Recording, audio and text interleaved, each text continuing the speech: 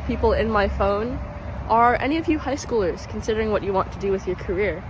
Maybe studying mechanical engineering, maybe not, because if so, you have come to the right place. My name is Emelina. I'm a third-year mechanical engineering major at Northeastern University, and I am on my second co-op.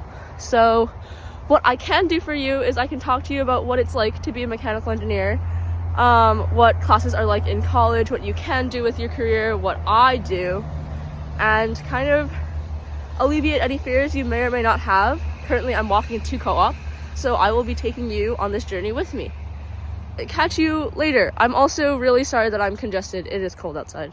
So I just came back from a long day at co-op, and before I show you what I did, we need to first figure out what exactly is mechanical engineering.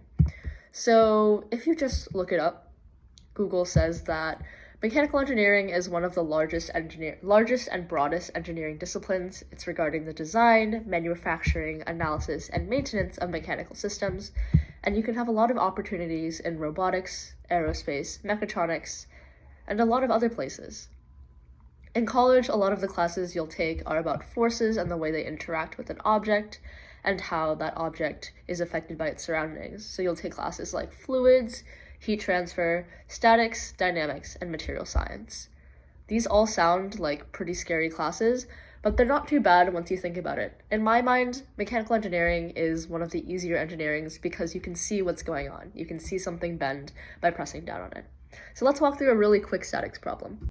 So here's a pretty simple problem. We have a beam that's supported on a wall, and there's a force of 120 newtons pushing down on it. So the way you solve one of these types of problems is you sum up all the forces.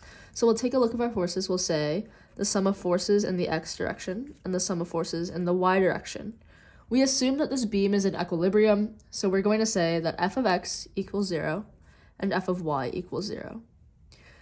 If you look at this, you can see with the way we've defined our x and y planes that there aren't any forces in the x direction, but there is a force in the y direction.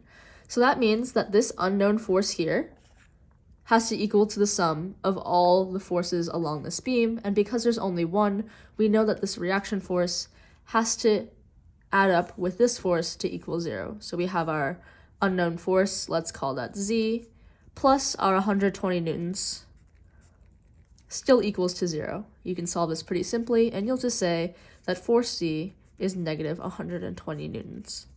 Pretty easy, right? So yeah, mechanical engineering isn't all that scary. In the next video, I'll show you what I ended up doing today and what a day in my life is like as a mechanical engineering co-op, and in the video after that, I'll give you options that you can explore for if you want to pursue this major.